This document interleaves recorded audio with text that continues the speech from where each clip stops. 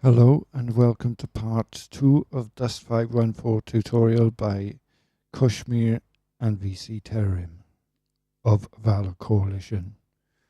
So in the last one I said I'd go over boosters.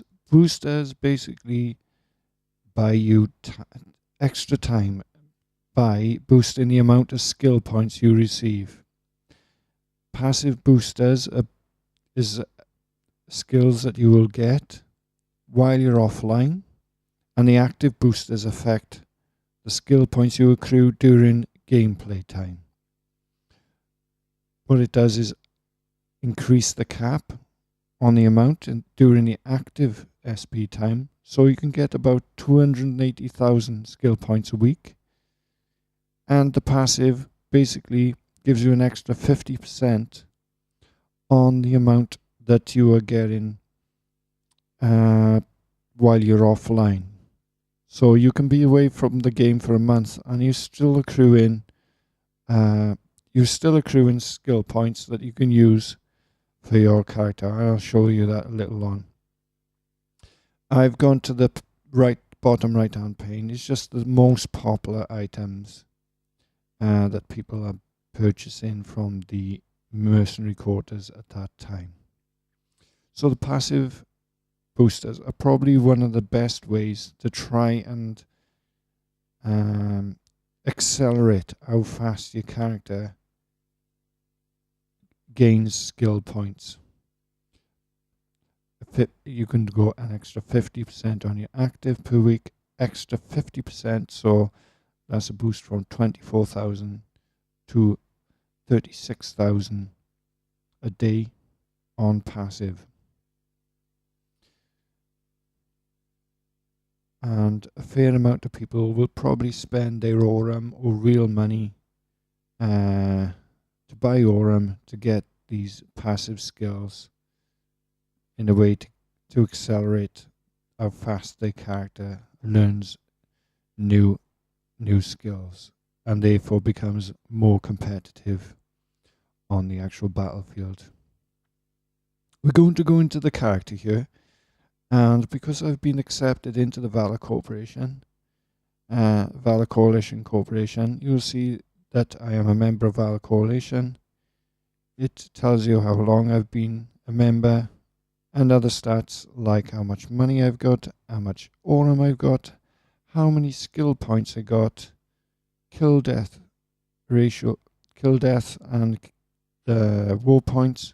War points are basically actions for what you do in the battle, whether that's killing someone, reviving a teammate, repairing a teammate, or activating an object and capturing a point, that type of thing. So we're going to have a look at the fittings. This is a fairly complex part of the game, and any character that you choose, the Amar Galante, Minamata, or the Caldari, I was forgetting the Caldari there, you will get starter fits. And the great thing about these starter fits is that unlike other ones that you get later on, you can die as many times as you want and you will not lose the starting items here. If you swap any of these out, then you may lose them on the battlefield. But at present time, everything is really cheap that you can afford to use because the items are not that powerful. So it's a lot easier to gain money and ISK at the beginning of the game than it is later at the game because you're losing valuable items. So I'm just showing you here that we've got the gun slots. You got light weapon, sidearm, grenade, one equipment slot, and 3 low slots. Now, if you was an Amar or Minamata, you would have high slots as well, which would be on the left-hand corner where I'm going up to there. The Caldari is 3 high slots but no low slots. This is because the Galente is more armor based and armor is based in the low slots. As you can see, there's 1 armor in and they put in 2 armor repairers in as standard. This is my main weapon at the moment. It's my assault rifle, and they've given us a scrambler rifle, which is quite difficult to use for a beginner. So what we're going to do is we're going to swap out this pistol, and we're going to put a submachine gun, which is very, very effective in close quarters. It's a very, very powerful, high rate of fire weapon, but obviously hasn't got the range of the assault rifle. We just basically tweaking this to make it just that little bit more effective on the battlefield. So we're looking at the grenade. We're going to leave that. Obviously, that grenade there will be good against infantry. You can get grenades that are good for vehicles, or grenades that are good against shields of both vehicles and people. A bit more multi-purpose. So I've shown you the armor and the reppers, the armor reppers or armor repairers. Basically, they're there to repair any damage to your armor.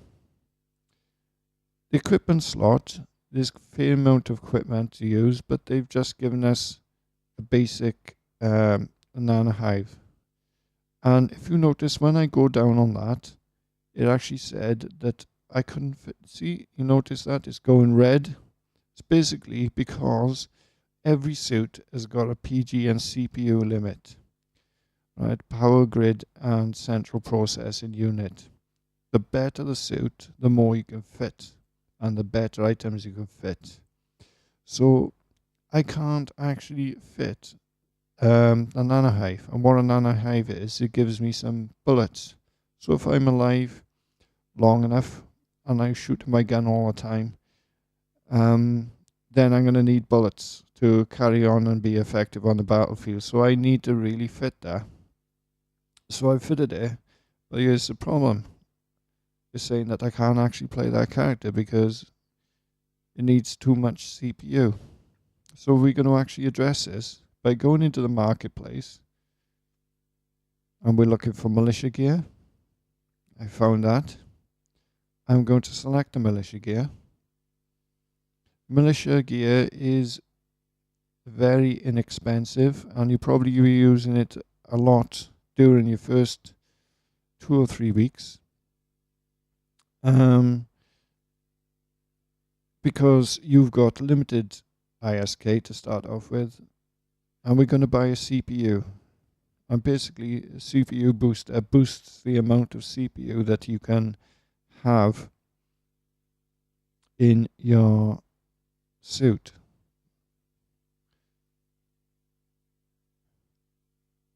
The disadvantage of using this is that you actually lose one of those low slots. So I'm not going to be able to use 2 armor repairers, an armor and a CPU. I'm going to need to give up one of those items. But because ammo is very important on the battlefield, we are going to sacrifice one of our low slots for a CPU module. And now we're done. And did you notice that the red has now become the normal color, orange? And this shows basically that I can use a suit now with that equipment. Now this fit here is anti-vehicle fit, and he's actually carrying what's called a swarm launcher. And that's for targeting installations or vehicles, light attack vehicles, heavy attack vehicles, or dropships. So we call them lavs, halves, and dropships in game.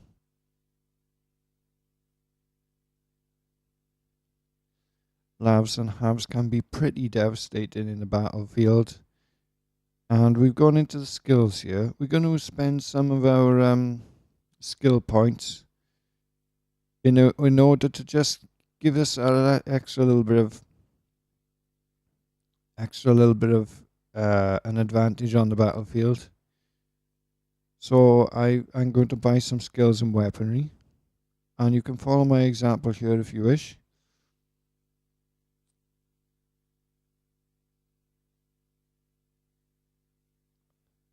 And I've put the weaponry up to 3. And this allows me to unlock this skill, explosives. Basically, these are like books that teach you how to learn a skill. And then you spend your skill points then. So you spend money to learn the skill, then you spend your skill points then in order to learn, to be more proficient in the skill, if you like. So I've just put that up and saying, hey, hang on a minute, you haven't got the money to purchase this skill book. I've actually run out of money quickly. So so this is another big advantage of being in a corporation, in that they will have so much money that they will be able to give you a donation of millions of ISK. And that's going to really help you push our start. It's not to say that you can't. You could go straight into the game with the forfeits as you can, without using any skill points, without any buying any books, and accrue the ISK that you needed to buy that book. But joining a clan, if you know someone who's in a clan, or you contact someone from the forums, they'll basically be able to give you, this is one of the ways that they can give you a leg up and make the game just a little bit easier. Just some of the notifications that he's communicating with me, and because I'm part of the corp now, I've also got the corp chat for Valor Coalition rather than the beginners corp chat. So he's basically given me some money. You notice that my money is increased, and now I can actually purchase a skill. I wouldn't have been able to do this if it wasn't for the donation from my clan leader for this character. So I'm going to invest 1 point in explosives. And I'm going to go into the marketplace now. And you'll see why we've invested 1 point.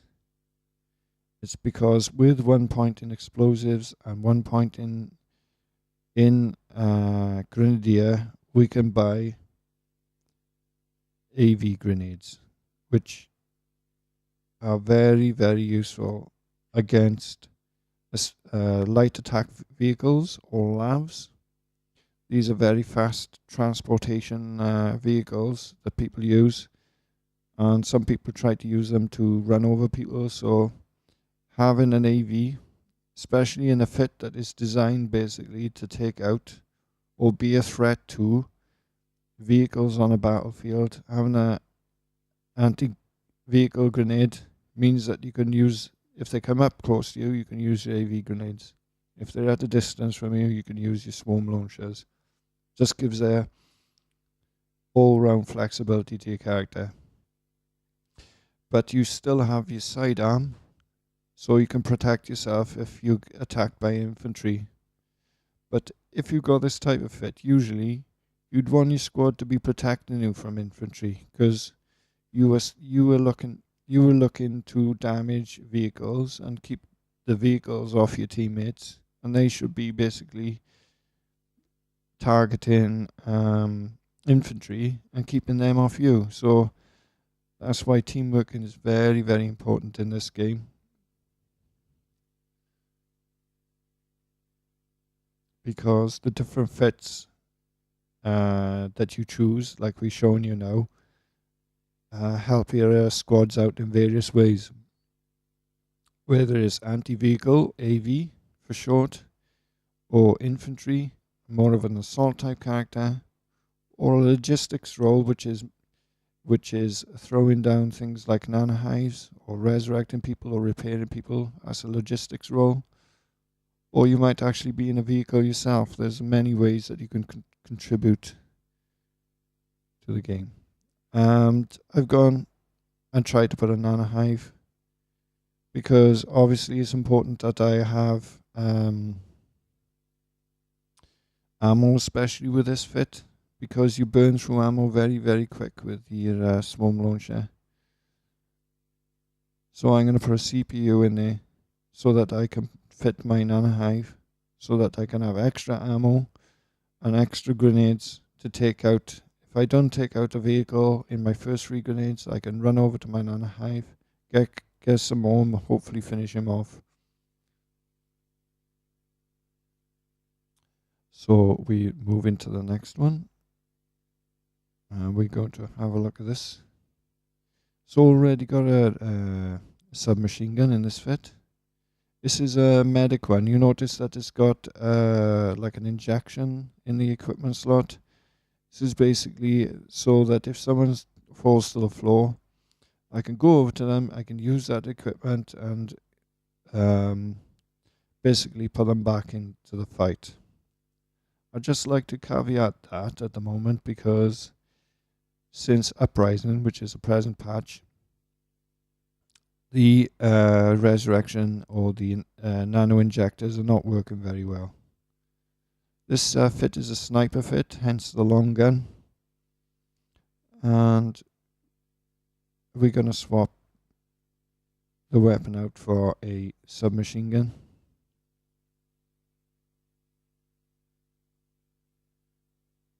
Which is a lot easier to use and very effective in close combat. So we got extreme distance covered and we got close combat.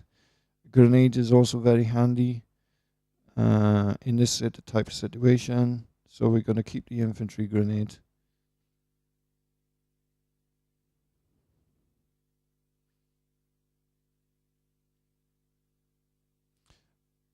Obviously, your character, if you're not a Galente, is going to look a little bit different to this. So you might have to tweak your shields rather than the armor and everything. But a lot of the same basic principles apply. Again, we're too much CPU, so we're going to use the CPU module in order to fit the nano hive in. Because this is especially important with a sniper. You're not going to be... As a sniper, you're going to be on your own on the edges or on the map or on tall buildings. You're not going to have access to ammo on the floor or resupply depots. So you need to carry your own ammo with you. So we've modified those 4 fits already just to be that little bit extra effective on the battlefield. My clan leader likes to call the starting fits as fail fits because he doesn't feel that they're up to scratch. So we basically just buffed them up a bit so that they're a little bit better. We're going to go into light weapons here as you spend some of those precious skill points. And we basically advise people who are starting to go with assault rifles because if you played FPSs before, and you probably have, then the assault rifle is going to be a lot more familiar to you and easier to use at the start. So we're going to buy the skill book to allow us to go into that. I'm just flicking through it. You notice that the skills are actually give you information. It tells you what you're actually buying. You also notice that the skills are locked because I haven't actually spent anything in light weapon. So I've got to actually put points in there before I can buy the skill book. You notice that others are still locked. I'm going to need to put the prerequisite up first. But since I'm going to put the assault rifle up to 3 here. And actually, this is quite advanced. Even at this early stage, level 3 means that you've got access to an advanced weapon straight from the word go by spending those points in light weaponry and then by putting the assault weapon skill up to 3. We're going to go into dropsuit fittings here, and even though we're a Galente, we're going to put some points into shields, because earlier on shields are very, very important. So we're going to spend some points on shields, and we're just going to show you again how we're unlocking things. We're buying the skill books, and as you notice, as we go down the tree, by spending points in the prerequisites, we're unlocking things further down the tree.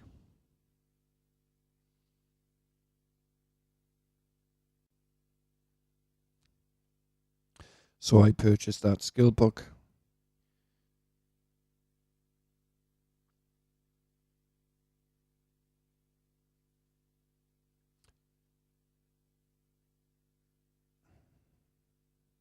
I'm going to increase his skills. I'm just going to overview this skill at the moment just to show you the type of information you can get. You can view this at any time you wish. You don't even have to buy it. You can always get information. And actually, I would recommend you looking at all the different skills just to see what's available for you for the future. Because like every single MMO out there, the more you plan ahead, and once you know what you're going to specialize in, you go for those blows, go for that goal that you've set yourself. The earlier you know what you want and where to set yourself, the more time that you save, because you're basically saving skill points for what you're going to get in the future, and you're specializing in a role. Because skill points are so precious in this game, it's important that you try not to mess up by putting skill points and things that you're not really going to use at the beginning. You need survival, and that means being able to take some punishment and to be able to dish it out. So we're going to put some in shields. We can't even use shields at the moment on the starter ones that we got. But even so, we're going to put 2 in shields to start off with, because we want to get to shields 3 as fast as we can. And remember, just because you're Galente, your race is Galente, doesn't mean that you're forced to go into a Galente suit. You can choose Amar, Caldari, Minamata, or Galente. So you can specialize in a shield suit even though your character, your race, prefers armor. It's just that the only difference is when you choose your race is the free suits that they give you right at the start of the game that we've been specializing in earlier on. They're going to be based on your race. But after that, it's up to you. I'm going through what I'm going through here is just showing you again the information on the different skills and what they can actually do.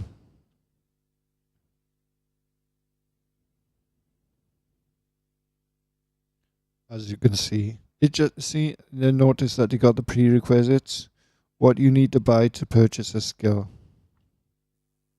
And I just want to re-emphasize that it's important you don't waste skill points. Make sure that you have the prerequisites to buy the item or to use a skill using the triangle button at all times. To marketplace now, because I've basically, by actually using my skill points and getting to such an advanced level, as you've seen with the grenades, it allowed me access to grenades. If you look at this now, I've actually got green text to show me that I can actually buy advanced guns rather than just the basic stuff that we had access to earlier on. So I'm going to buy the GEC automatic rifle, which is probably one of the best all-round weapons in the game because it's relatively cheap. It does a lot of damage. It's got a good range, and it's good in close, good at medium range, and it's medium long range basically. So it's a good all-round weapon. and it's really powerful in the hands of a beginner. Even people who've been around a long time use the GEC because of its flexibility and because it doesn't cost too much, even for beginner characters. We're going to buy 10 of them.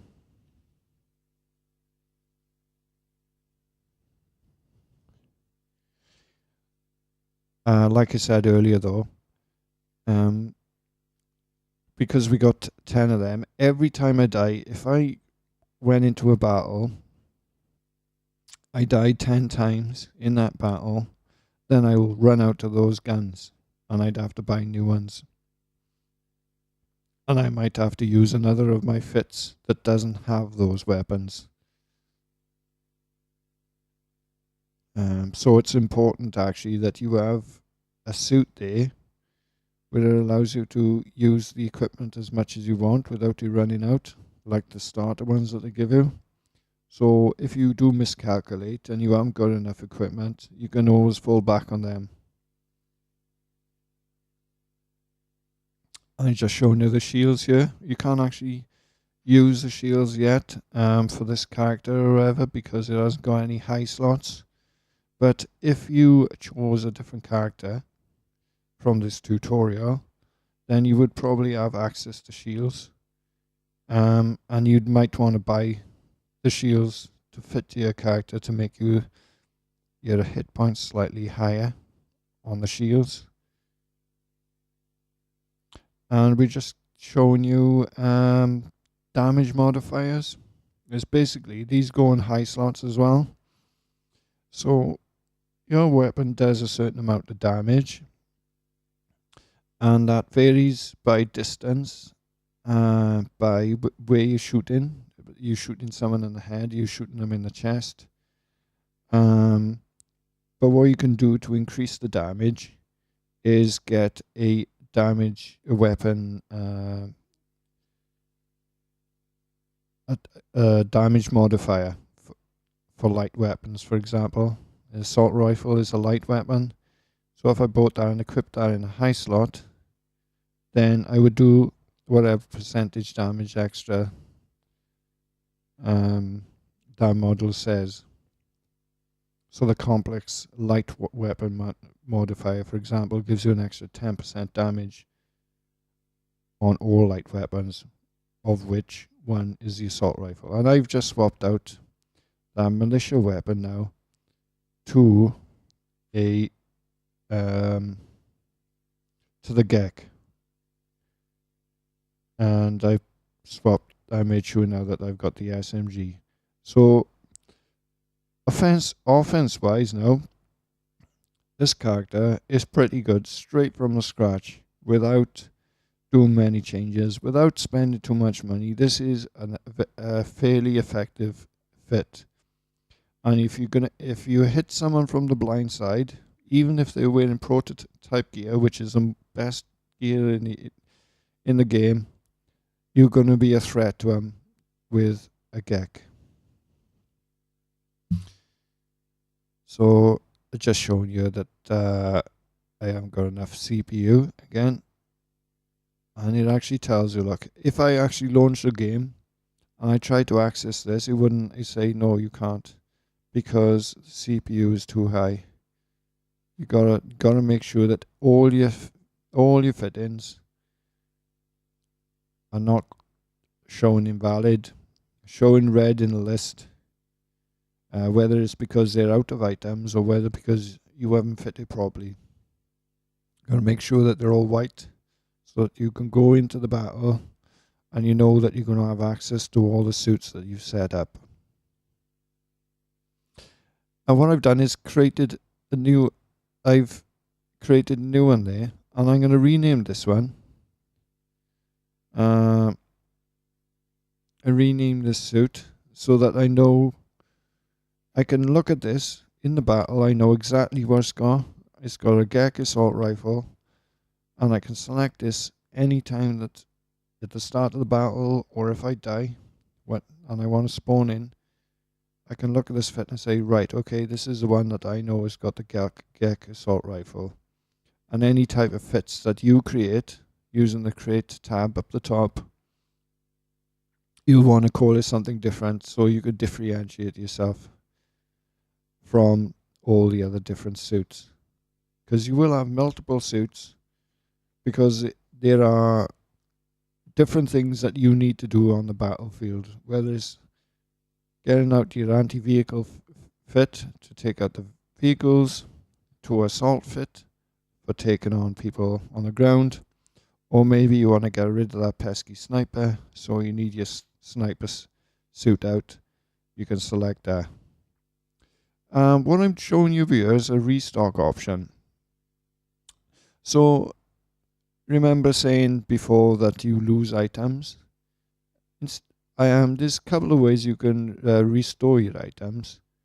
Number one is by restoring the whole suit, or as I'm doing here, what I'm doing is I'm just going to my grenades or my rifle or my CPU, things that I've bought from the marketplace that don't show the yellow tab around, show that I've got an infinite amount.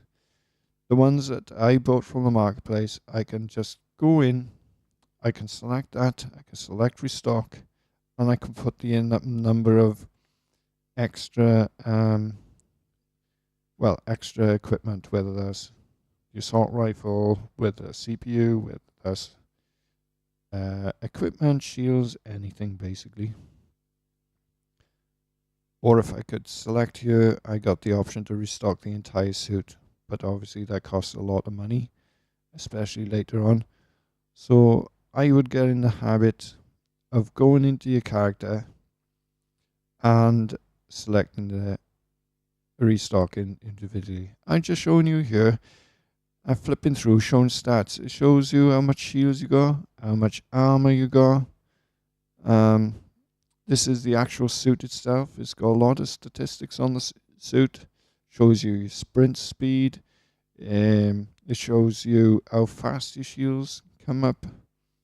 The armor repair rate, and the amount of CPU and PG it's got is a lot of information on, which will become more and more relevant as you play the game. It's showing the amount of slots you got here, because obviously we've got this suit, so I can just look at it and say, oh yeah, I got 3 low slots, I got equipment slot. But if I didn't, say if I was in the marketplace and I want to look at a prototype suit, I'm not going to be able to buy that suit because I haven't got the skills to do it. But if I click on the information, I can actually see then that, oh right, that prototype has got X amount of high slots, X amount of low slots, X amount of equipment slots, and it's going to give me information, so down the road I can plan about what equipment I want to use, and I can plan ahead accordingly, skill and money wise.